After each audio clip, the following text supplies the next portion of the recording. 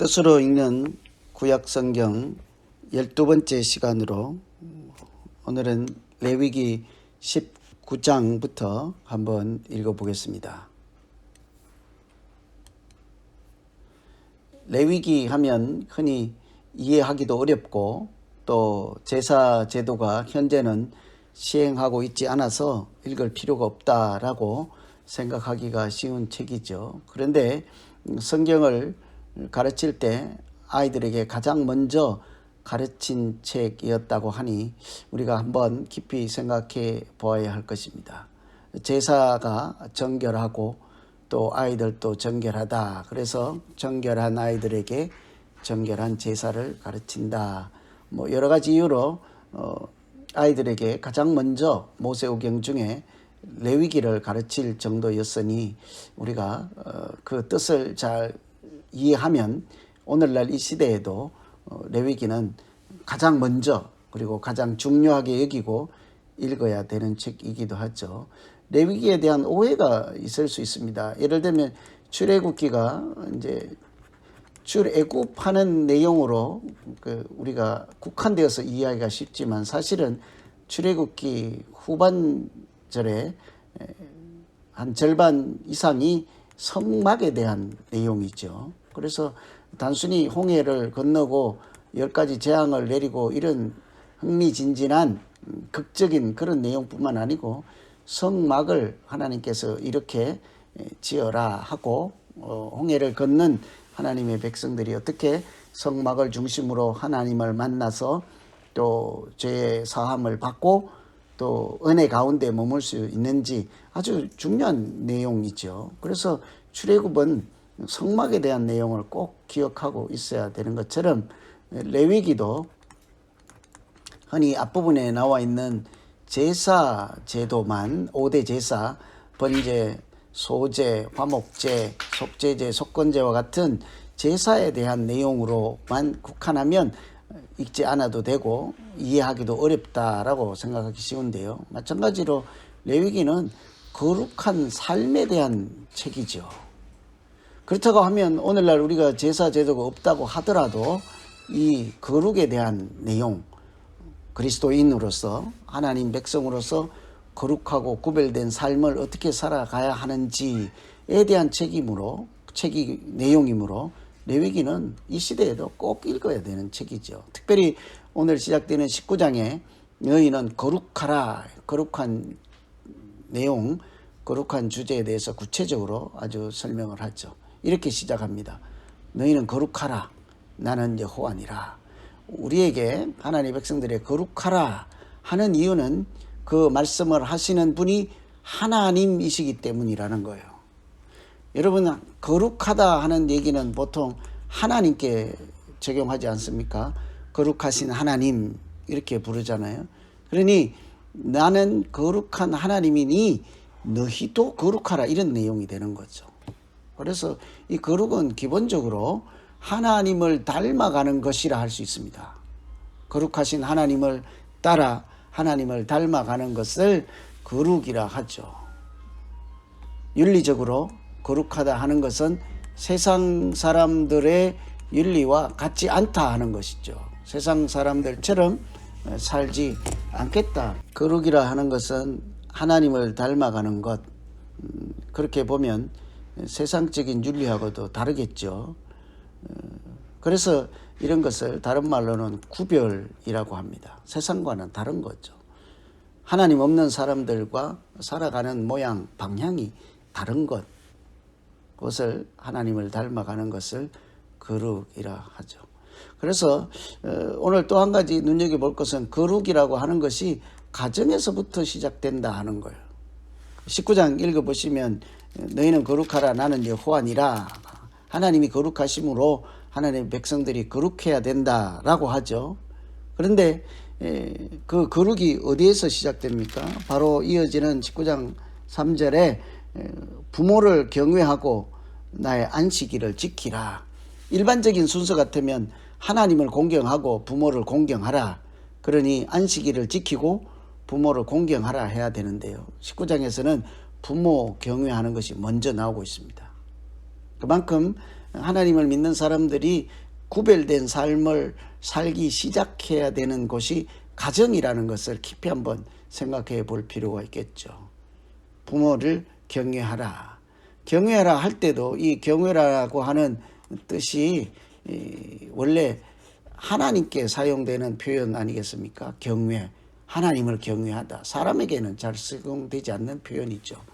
하나님을 대하듯 부모님을 대하는 마음가짐이라고 할 수 있겠습니다. 구체적으로는 부모님의 권위를 인정하는 것, 그것을 가정에서 지켜야 하는 거룩인 거죠. 그렇게 보면 예수 믿는 사람들은 가정생활 또 어른들을 대하는 태도 남달라야 하는 것입니다. 그렇죠?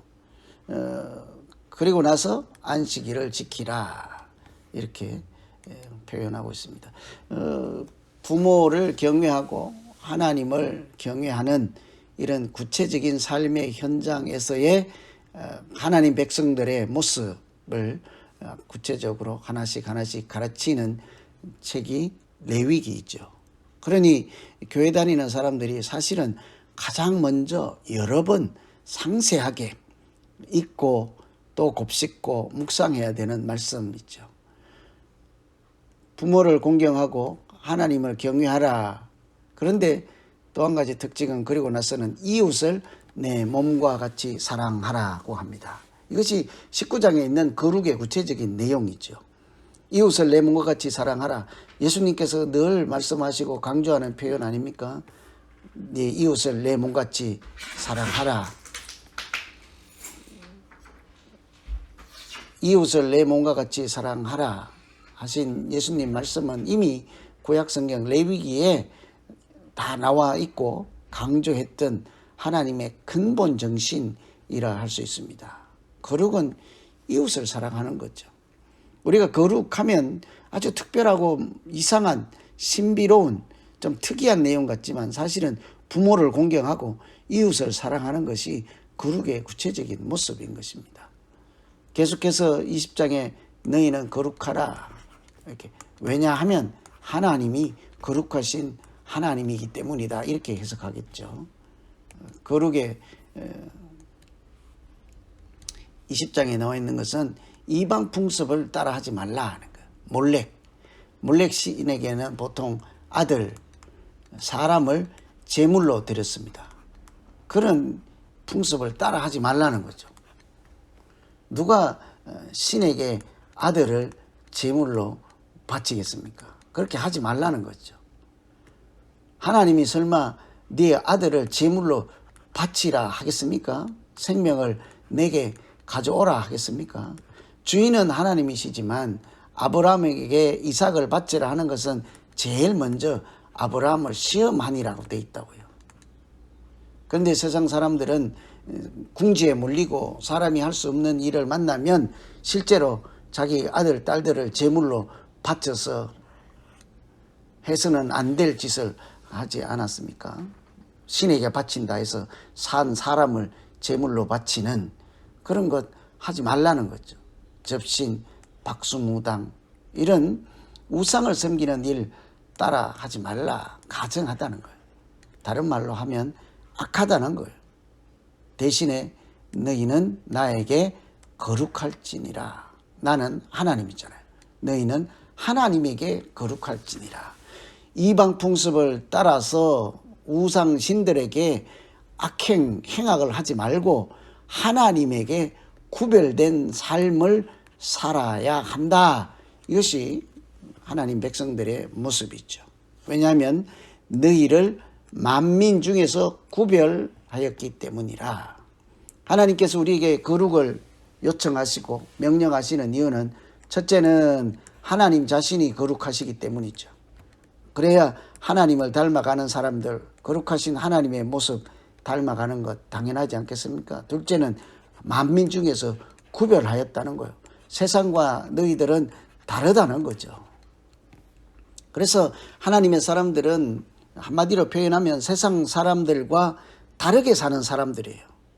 여러분, 우리 가운데 세상 사람들과 다른 모습들이 있습니까? 사실은 생각이 달라야 하고 가치관이 달라야 하고 삶에 추구하는 방향이 달라야 하는 거예요. 돈을 버는 태도가 달라야 하는 거예요. 돈을 사용하는 목적도 또 방법도 달라야 하는 것이죠. 그리스도인들은 그래서 한마디로 다른 사람이에요. 세상과 다른 사람. 그러나 세상과는 다르고 하나님과는 그리스도인, 우리 그리스도인은 하나님과는 같은 사람, 같은 방향, 닮아가는 사람. 그래서 19장부터 20장의 거룩에 대해서 얘기를 하다가 21장 2장에는 제사장에 대한 이야기를 하죠. 온 백성들, 회중들은 다 거룩하라 이렇게 말씀을 하시고 제사장들에게 몇 가지 강조합니다. 스스로 더럽히지 말라. 저는 더럽히지 말라보다 스스로라고 하는 이 말씀이 마음에 와닿습니다. 스스로. 백성들은 제사장들이 가르치고 인도하고 돕고 하나님이 알게 하시지만 일반 백성들은 제사장들이 가르치고 하나님이 깨닫게 하시지만 제사장들은 아주 특별히 주의해야 되는 거죠. 스스로 지도자로서 영적인 지도자들 특징이 뭐겠습니까? 스스로 자기 관리 잘해야 되는 거죠. 제사장들은 특히 지도자들은 자기 관리 아주 잘해야 되는 거예요. 그래서 스스로 더럽히지 말라. 또 성물에 대해서, 성물은 제사를 드린 제물이라고 하면 되겠습니다. 하나님께 올려드린 제물에 대해서 스스로 구별하라. 함부로 먹지도 말고 함부로 다루지도 말고 하나님께 올려드리는 것이므로 아주 주의 깊게 다루어야 하죠. 또 이런 자기 스스로 관리 잘하고 성물에 대해서도 특별한 태도를 가지고 대해야 되지만 세 번째 강조하는 것은 일반인들은 성물을 먹지 못할지니라. 제사장이 성물로 먹지요. 예를 들면 소제 같은 경우에 가루를 이렇게 제물로 드렸습니다. 그러면 한 주먼 태우고 불로 태우고 나머지 해당되는 부분은 제사장의 음식으로, 제사장들 음식으로, 식량으로, 제사장 몫으로 이렇게 정해졌죠. 이런 경우에 제사장만 먹을 수 있는 것이죠. 함부로 먹지도 못하고 아무나 먹지도 못하죠. 일반인은 성물을 먹지 못할지니라. 나중에 문제된 것이 성소에 있는 등대가 있고 떡상이 있잖아요. 12개 진설병인데 진설은 뭐 설치했다, 배치해 놓았다, 올려 놓았다니까 떡이잖아요. 이 떡, 거룩한 떡이라고 합니다. 그래서 이 거룩한 떡, 일반 사람들은 못 먹는 거예요. 다윗은 제사장이 아니죠. 제사장이 아니죠. 그러니까 이 진설병을 먹지 못하죠. 그래서 이것을 나중에 문제가 삼을 때 근거가 되는 표현들이 이런 것입니다. 성물, 제물로 바쳐진 것은 아무나 먹지 못한다. 제사장들이라 해도 스스로 구별하여 아주 주의해야 하는 거죠. 흠 있는 것을 드리지 말라. 제물에 대한 이야기입니다. 제사장들이 제물을 드릴 때 흠 있는 것은 드리지 말라. 그래서 혹시 상처가 났거나 병에 걸렸거나 하는 것들은 제물로 사용할 수 없죠. 그래서 시골에서 이제 예루살렘의 성소에까지, 성전에까지 왔습니다. 그런데 오다가 사고가 났거나 하는 제물들 사용하지 못하죠. 그러니 성소에서 사야 되죠. 구입을 해야 되죠. 그래서 그곳에 매매를 하는데 제사를 돕기 위해서 좋은 뜻으로 시작을 했으나 나중에 이익을 너무 많이 묻혀서 장사꾼들이 되어버렸죠. 그래서 예수님께서 비둘기 파는 사람들, 돈 바꾸는 사람들을 엎어버리지 않습니까? 성전의 본래의 모습을 되찾아라 하는 것이죠. 제사장들에게 이런 말씀을 한 다음에 23장부터는요. 절기를 다루고 있습니다. 절기. 우선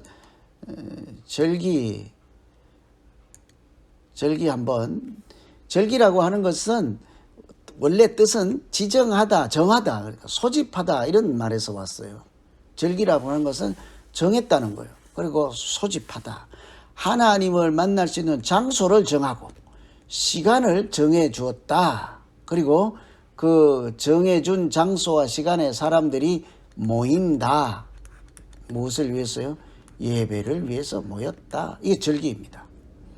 특정한 장소와 시간에 많은 사람들이 모여서 하나님께 예배 드리는 그런 때, 행사, 이것이 절기이죠.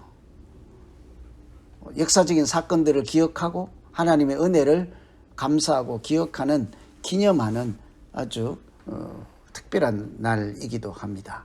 이 절기를 지킬 때 가장 먼저 기초가 되는 것은 엿새 동안은 일을 하고 일곱째 날은 안식일이므로 성회로 모여라 하는 거예요. 이게 모든 절기의 기초입니다. 안식일. 안식일이 모든 절기의 기초입니다. 그래서 절기가 무교절, 6월절로 시작해서 무교절로 해서 일주일 이렇게 되면 첫날과 끝나는 날은 이 적용이 되는 거예요. 아무것도 엿새 동안은 일하나 일곱째 날은 쉴 것이라. 이날은 쉬는 날입니다. 그리고 성회로 모이는 날이죠.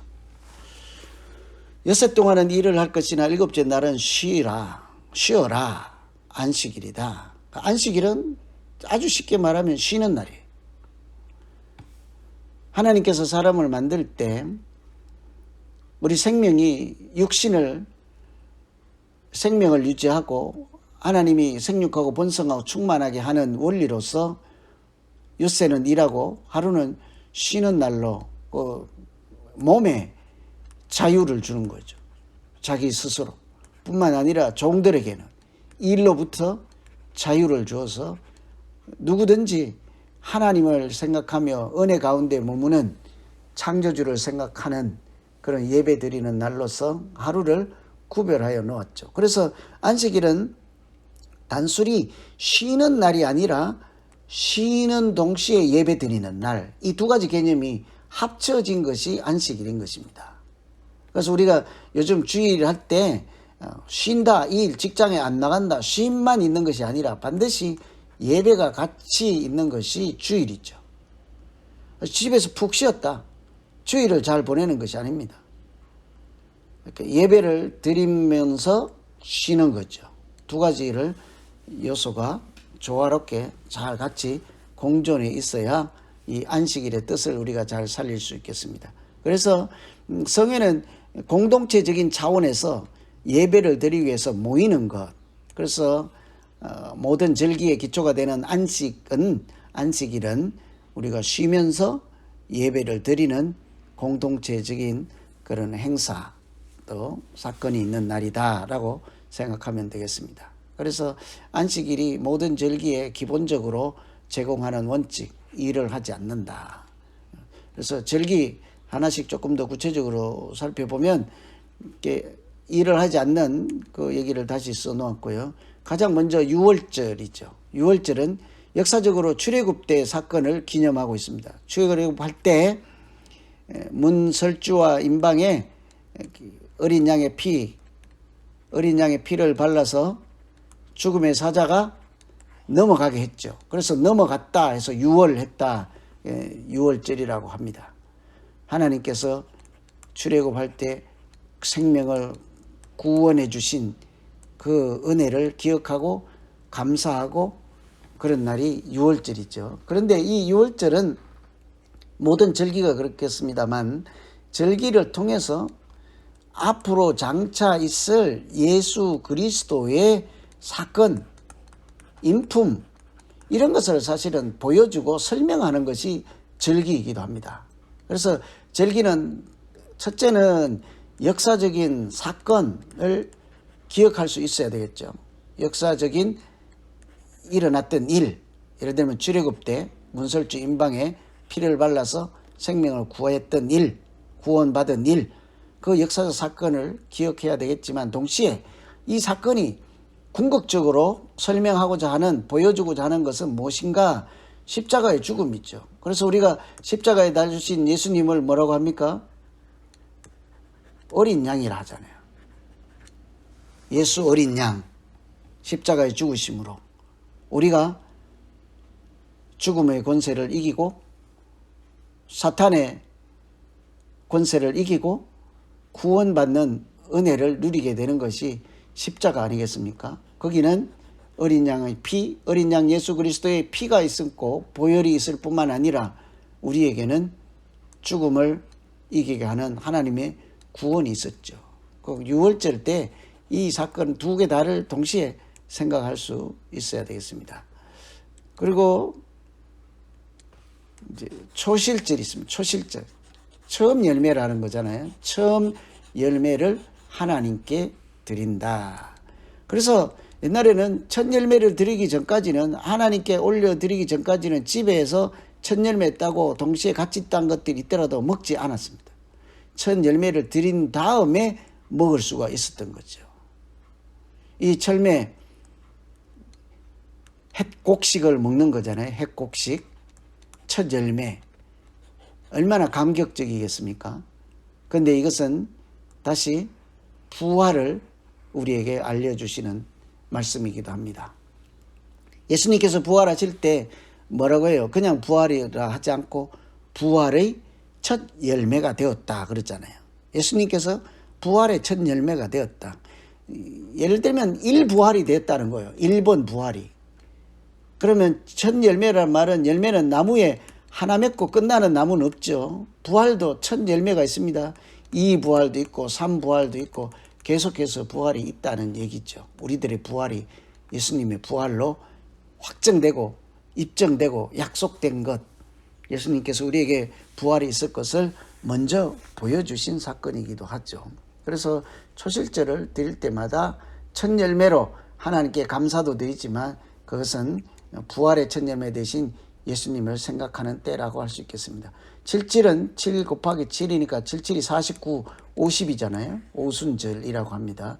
첫 열매를 드리고 나서 50일째 되는 날인데 성령 십자가의 부활과 고난을 받으시고 우리에게 성령을 보내주시기로 약속하셨던 그것을 기념해서 오순절 이렇게 마가의 다락방에 당연히 오순절에 성령이 임하시죠.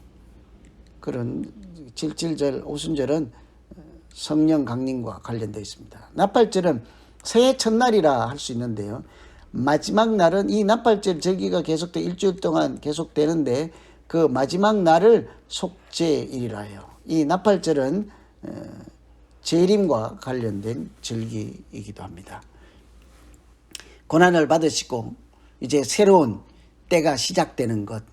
예수님의 재림이 우리에게 새로운 시대를 열지 않겠습니까? 예수님께서 하나님의 아들로 이 땅에 오신 첫 번째 성육신 하심이 때가 찼고 하나님 나라가 가까이 왔다라고 새로운 시대를 선포하신 것처럼 재림도 마찬가지로 구원의 완성을 선포하시는 또 다른 새 시대를 열어주시겠죠. 나팔절, 초막절입니다. 초막절은 광야에서 초막은 텐트라고 생각하시면 됩니다. 광야에서 텐트를 치고 고생하며 살았던 그때를 기억하는 것이기도 한데 이것은 초실과 비교해서 마지막 열매를 거두는 때다 해서 추수감사에 해당되는 내용이죠.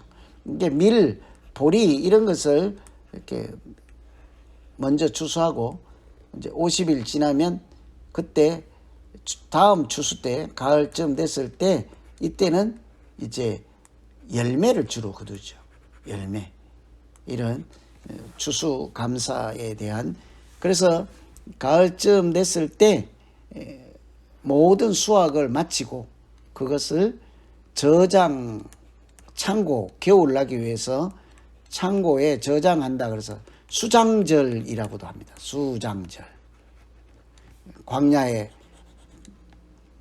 텐트를 치고 살았던 고생했던 그때를 생각하며 우리에게 결실을 주고 이렇게 다시 살아가게 하신 하나님의 은혜를 생각하며 고난의 때를 기억하며 사는 것이죠. 그것이 거룩한 사람들의 모습이라 할 수 있겠습니다. 24장은 성소에 대한 내용입니다. 앞에서 다 언급된 내용들이므로 성소에 들어가면 이제 등대, 진설병이 있는데 이런 것들도 성소의 기구들도 다 예수님과 관련이 있죠. 예수님. 나는 세상의 빛이다 할 때 빛. 진설배 떡이는 나는 생명의 떡, 이런 것과 관련되어서 생각하면 좋겠습니다. 그리고 나서 설명하는 것이 안식년이에요. 7년마다 밭을 경작을 하지 않는 것입니다. 씨를 뿌리지 않고 곡식을 거두지 않는 것입니다. 밭은 매년 이렇게 갈아엎고 씨를 뿌리고 소득을 하고, 또 내년 되면 또 밭을 갈아엎고 씨 뿌리고 소득을 하잖아요. 근데 7번째 때는 밭을 사용하지 않는다는 거예요. 묵혀둔다. 그냥 둔다. 자연스럽게 열매가 있거나, 포도나무 같은 경우 6년 동안 잘 농사를 지었는데 7년째 가만두면 나무들이 알아서 열매를 하나도 맺지 않나요? 저절로 열매를 맺죠. 그런데도 그거 거두어 들이지 않고 나그네들, 연약한 사람들을 위해서 남겨둔다고요. 그래서 안식년은 땅쉼입니다. 땅쉼. 안식일은요, 사람이 쉬었잖아요. 사람, 쉼.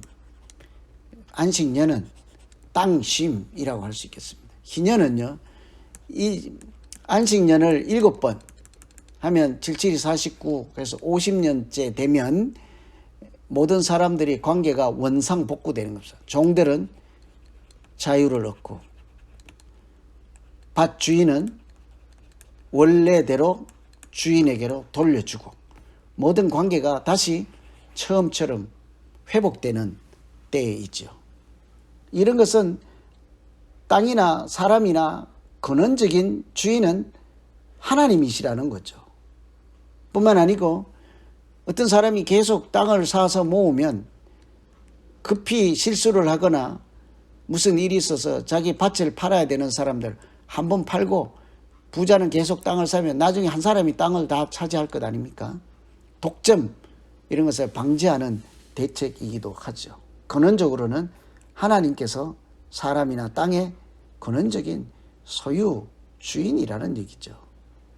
그리고 이제 마지막에 26장 7장에 율법을 지키면 복을 줄 것이고, 율법을 지키지 않으면 이렇게 집도 떠돌아다닐 것이고, 들짐승이 가득하게 될 것이고, 땅도 곡식을 소출하지 못하게 될 것이라. 그래서 율법을 지키는 사람이 누리는 복, 물질적으로 잘 되지만 하나님께서 임재하시는 은혜를 누리게 될 것이라. 그리고는 서원, 구원해 주신 하나님의 은혜에 대해서 내가 무엇을 하겠다, 또 무슨 일을 하겠다. 예를 들면 이것은 자기 자신을 바치겠다, 자기 자신을 헌신, 봉사하겠다는 거죠. 하나님의 일을 위해서 특별한 사람으로 살겠다 하는 것이죠. 또는 헌물, 헌금을 드리겠다, 이렇게 할 수도 있죠. 아니면 봉사 같은 무슨 일을 하겠다, 선교사로 가겠다, 뭐 이렇게 할 수 있습니다. 이런 것을 서원이라고 하는데요. 여러분, 야곱의 서원 아십니까? 야곱의 서원. 창세기 28장에 보면 이렇게 돌베개를 베고 자다가 하나님을 만나서 정신을 차리고 서원을 하죠. 내가 지금은 에서를 피해서 도망가지만 여기까지 다시 고향으로 돌아오게 하시면 이곳에 하나님의 집을 짓겠습니다. 소원인 거예요. 구원해 주시면, 앞으로 보호해 주시면 이런 일을 하겠습니다. 뿐만 아니라 내가 11조를 드리겠습니다. 소원인 거죠. 11조를 드리겠습니다. 그래서 그 다음에 레위기 마지막에는 11조에 대한 내용이 나와요. 곡식이나 열매의 10분의 1은 여호와의 것이니라. 농사 지어 보시면 아시겠지만 햇빛이 있고 물이 있고 땅이 있으면 그냥 저절로 될 것 같지만, 사실은 하나님이 주시지 않으면 소득할 수 없는 것이 농사예요. 아무리 잘 햇빛과 물이나 땅이나 있어서 잘 지어도 때로는 바람 한 분 불면 다 물거품이 되기도 하고, 여러 가지 이유 때문에 허망할 때가 있지 않습니까? 하나님께서 우리에게 주시는 것, 그것이 사실은 우리의 노력으로 얻는 것이 아니라 하나님이 주시는 은혜, 이런 것을 우리가 한번 깊이 생각해 볼 필요가 있겠죠. 그래서 농사 짓고 주신 것은 다 하나님께서 허락해 주신 것이라 해서 그 중에 10분의 1을 하나님께 것이다, 여호와의 것이래요. 그거는 하나님께서 처음부터 하나님의 것이다라는 것. 이 하나님의 것 10분의 1은 사실은 이 나머지 해당되는 모든 것도 하나님의 것입니다 하는 제가 신앙 고백이라 했습니다. 신앙 고백. 그래서 사실은 교회 다닐 때 이 11조에 대해서 깊이 한번 생각해 보아야 됩니다. 우리 믿음과 아주 직결되어 있는 거죠. 11조를 드리면 잘 못 살 것 같은데요. 그렇지 않습니다. 산 증인들이 많잖아요. 저도 젊은 시절부터 지금까지 11조 한 번도 빼지 않고 계속 했습니다. 그렇다고 궁핍하게 됐거나 못 살거나 그렇지 않잖아요. 마찬가지입니다. 누구든지 우리의 신앙 차원에서 곡식이나 열매, 하나님의 것임을 인정하는 서원의 행동으로서 11조로 이렇게 하나님의 은혜를 감사하고 기억하며 살아가면 하나님께서 율법을 지키면 물질적인 복과 하나님 임재의 복을 주신다 하였으니 사실은 11조보다 더 큰 하나님의 은혜를 누리게 될 줄로 믿습니다. 레위기, 오늘로서 레위기를 마치겠는데요. 레위기 저는 꼭 우리가 관심을 갖고 읽었으면 좋겠다 하는 것이 레위기입니다. 요즘 말로 표현하면 예배 지침서이거든요. 예배 지침서. 뿐만 아니고 여기 다시 한번 쓸게요. 레위기는 예배 지침서예요. 예배 지침. 뿐만 아니고 거룩의 지침이에요. 이거는 제사에 대한 국한된 얘기가 아닙니다. 제사의 원리가 예배의 원리로 작용하여서 우리가 오늘날 어떻게 하나님께 예배를 드릴 수 있는지, 또 일상생활에서 우리가 어떻게 믿는 사람답게 살아갈 수 있는지, 아주 기본적인 내용 아니겠습니까? 그래서 모세오경 중에도 가장 중요하고 기본이 되는 책. 그래서 창, 출, 레, 민, 신 있잖아요. 요렇게 하면 가운데 핵심이에요, 핵심. 빵 요렇게 하면 가장 아우네들은 핵심이요. 단팥이에 해당되는 부분이라고요. 핵심. 레위기 관심을 가지시고 이렇게 꼭 제사 제도에 너무 겁먹지 마시고 우리가 하나님께 어떻게 나아가고 하나님이 어떤 은혜를 베풀어 주시는지, 그리고 구체적으로 삶의 현장에서 어떻게 하나님 믿는 사람답게 살 수 있는지 가이드, 또 하나님의 정신, 그리스도인의 정신을 배우는 귀한 책이 되면 좋겠습니다.